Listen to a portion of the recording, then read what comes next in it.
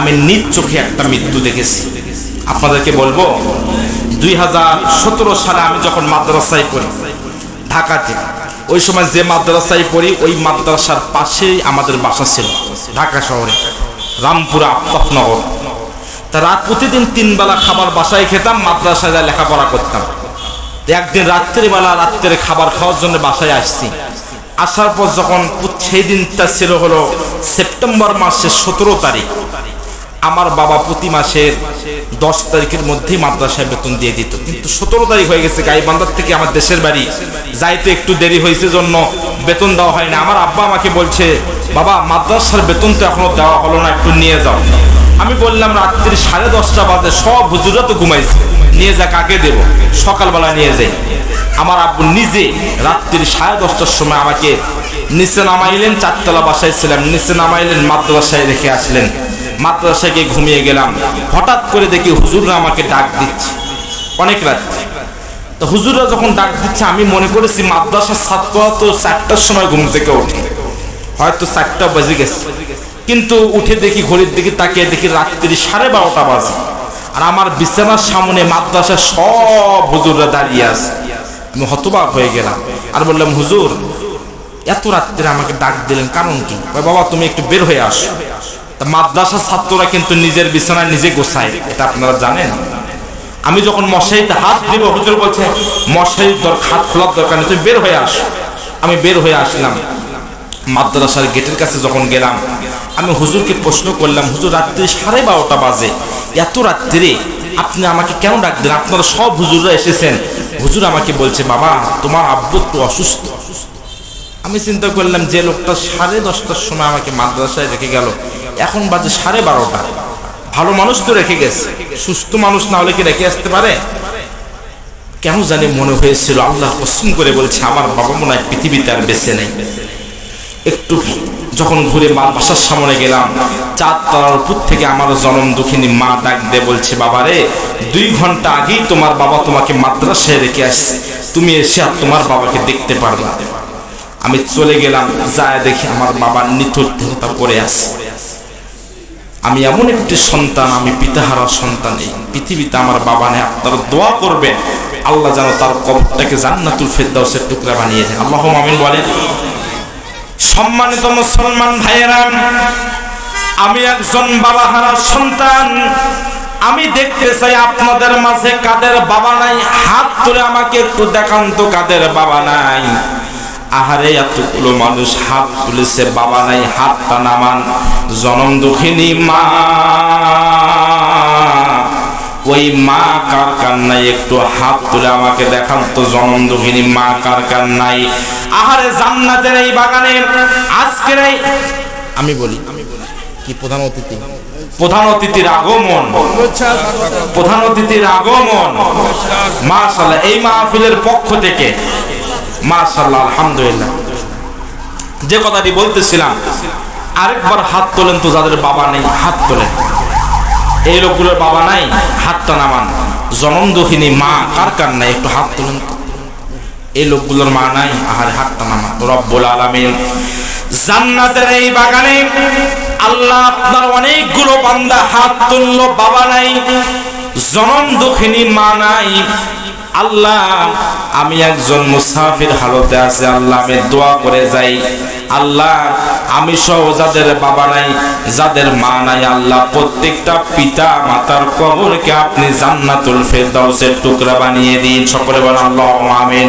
ও মুসলমান ভাইরা, যে কথাটি বলতেছিলাম,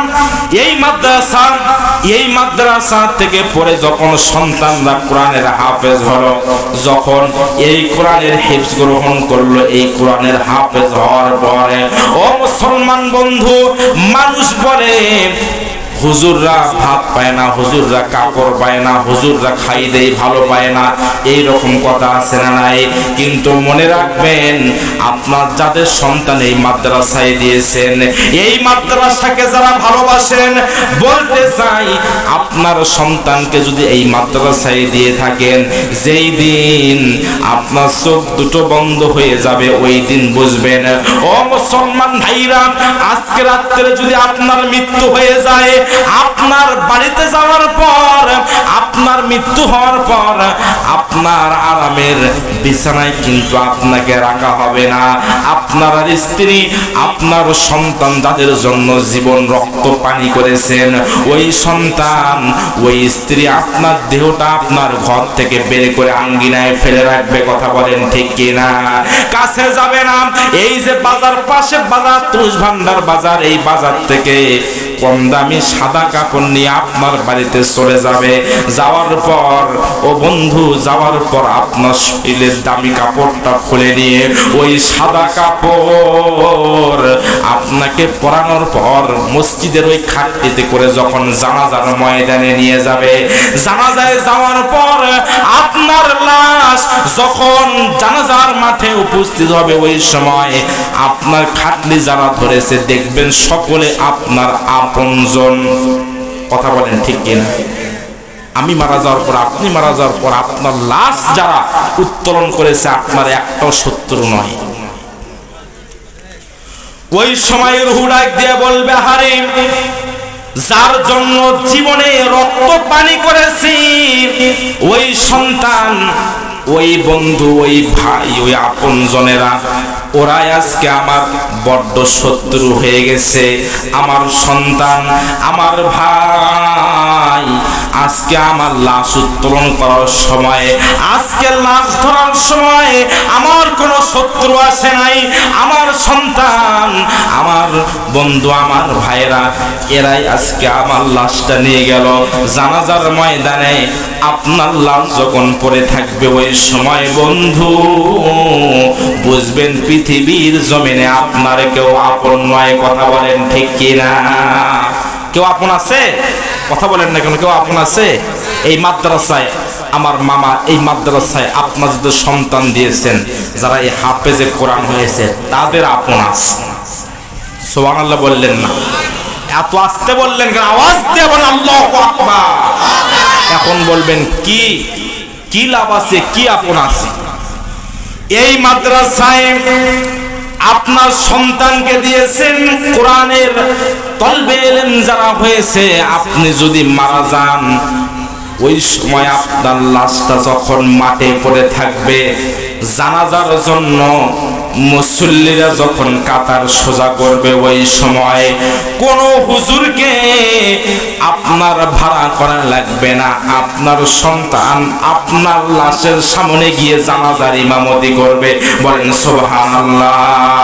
ও মুসলমান ভাইরা, আমি এমন একটি সন্তান, 2017 সালে আমার বাবার লাশের জানাজার ইমামতি আমি করেছি। ভালো করে শুনেন, আজকে দীর্ঘদিন হলো ইমামতি করি, হাজার হাজার অসংখ্য মানুষের জানাজার ইমামতি আমি করেছি, কিন্তু কোনোদিন কিছুই মনে হয় নাই। কিন্তু নিজের বাবার লাশের সামনে যেই দিন দাঁড়িয়ে আমি আল্লাহু আকবার বলে তাকবীর দিয়েছিলাম, আহারে ওই সময় এমন একটা মায়া, ওই সময় এমন একটা কষ্ট হয়। মানুষের জানাজা পড়াইছি, কিছুই মনে হয় নাই। নিজের বাবার লাশের সামনে যখন আল্লাহু আকবার বলে যখন ধ্বনি দিয়েছি, ওই সময় আমার মনে হয় সন্তান যদি পিতার লাশের সামনে, মায়ের লাশের সামনে সন্তান যদি আল্লাহু আকবার বলে তাকবীর দেয়, আমার মন বলে সন্তান যখন তাকবীর দেয়, ওই সময় সন্তানের মনের মধ্যে এমন একটা বিষয় কাজ করে, আমার মন বলে আল্লাহ রাব্বুল আলামিন ওই দৃশ্য দেখে ওই পিতা মাতার হয়তো জীবনের সমস্ত গুনাহ মাফ করে দেয়। মুসলমান ভাইরা, তাহলে এই মাদ্রাসায় যাদের পড়াইছেন, আপনাদের সন্তানকে কোনো কিছু লাভ হোক কিংবা না হোক, লাভ তো আছেই। আমরা যখন মাদ্রাসায় পড়ছি, মানুষ বলছে ভাত পাবে না, কাপড় পাবে না, আসলেই ভাত পাই না, প্রতিদিন বিরিয়ানি পাই। সুবহানাল্লাহ বলেন। এত আসতে বললেন। সম্মান দেওয়ার মালিক কে? সম্মান দেওয়ার মালিক কে? আল্লাহ তাআলা সম্মানের মালিক। মাদ্রাসায় দিবেন, দুনিয়াতেও লাভ, আখিরাতেও লাভ। যদি দুনিয়াতে আপনাকে নাও দিতে পারে, কিন্তু আমি যে কথাটি বলেছি, সন্তান যদি পিতা মাতার জানাজা পড়ে, এটা কম বড় বিষয়? বিশাল বড় বিষয়। এজন্য এই মাদ্রাসাকে মহব্বত করার দরকার আছে না নাই? মাদ্রাসাকে কারা কারা মহব্বত করবেন একটু হাত তুলে আমাকে দেখান তো, কারা কারা মহব্বত করবেন? নারায়ে তাকবীর, নারায়ে তাকবীর, হাতটা নামান। গভীর রাতে ঠান্ডার ভেতরে আরামের ঘুম যখন আপনি ঘুমান, একদিন ভোর 4টার সময় এই মাদ্রাসায় আপনি আসবেন, দেখবেন এই মাদ্রাসার ছোট্ট ছোট্ট বাচ্চারা এই মাদ্রাসার ভেতরে, এই মাদ্রাসার ঘরের ভেতরে ছোট্ট ছোট্ট বাচ্চারা, এই বাচ্চারা ঠান্ডার ভেতরে আরামের ঘুম ত্যাগ করে এই বাচ্চারা রাত্রে বেলা উঠে ঠান্ডা পানি দিয়ে উযু করে আল্লাহর কোরআনটা বুকে নিয়ে এই বাচ্চাটা মাদ্রাসার ভেতর পড়তে যায়। এইভাবে কোরআনের সবক দিয়ে এই কোরআনুল কারীমের 30 পারা কোরআন, 114টি সূরা, আল্লাহর কোরআনের 6666টি আয়াত আছে, মতান্তরে 6236টি। এই আয়াতটা মুখস্থ করার পর ওই ছাত্রকে আজকে পাগড়ি দেওয়া হবে। আসতে বললেন, জোরে বলেন সুবহানাল্লাহ। এতে আপনারা খুশি না বেজার? সকলে বলেন খুশি না বেজার? এই মাদ্রাসাকে আল্লাহ রাব্বুল আলামিন কিয়ামত পর্যন্ত কবুল করুন, আল্লাহুম্মা আমিন বলেন। আমি সামান্য সময় আলোচনা করলাম, মাদ্রাসার কথা বললাম, সর্বশেষ একটি কথাই বলবো। পৃথিবীর জমিনে আল্লাহর হাবিব বলেছেন, ওই ব্যক্তি উত্তম যে কোরআন শিক্ষা করে এবং কোরআন শিক্ষা দেয়। এত আসতে বলেন কেন? জোরে বলেন সুবহানাল্লাহ। আপনার যে আসতে বলেন, আমার মনে হয় হয়তো আমার প্রতি আপনারা কষ্ট পেয়েছেন। আলোচনা এখানেই শেষ করে দেব। সামান্য সময় আলোচনা করলাম, যদি ভুল ত্রুটি হয়ে থাকে মাফ করবেন তো ইনশাআল্লাহ। আমি একজন মুসাফির হালতে আছি, আমি দোয়া করি আল্লাহ তাআলা আপনাদেরকেও কবুল করুক, আল্লাহ তাআলা আপনাদের মনের আশাও কবুল করুক, আল্লাহুম্মা আমিন বলেন। সামান্য সময় আলোচনা করলাম, এই মাদ্রাসাকে আল্লাহ কবুল করুক। এই মাদ্রাসার যিনি পরিচালক আছেন, চেনেন আপনারা? চেনেন ওনাকে? আপনারা কিভাবে চেনেন আমি জানি না, সারা বাংলাদেশে 64টি জেলায় যিনি কোরআনের কথা বলেন, আলহামদুলিল্লাহ বলেন। এত সুন্দর আলোচনা, মনোমুগ্ধকর। আল্লাহ তাকে বিশ্বময় কবুল করুক। আবার যদি দেখা হয় কোনোদিন, আবার কোরআনের ময়দানে কথা হবে ইনশাআল্লাহ। সেই পর্যন্ত সকলে ভালো থাকবেন, আমরা সকলে জান্নাতে যেতে চাই ইনশাআল্লাহ বলেন।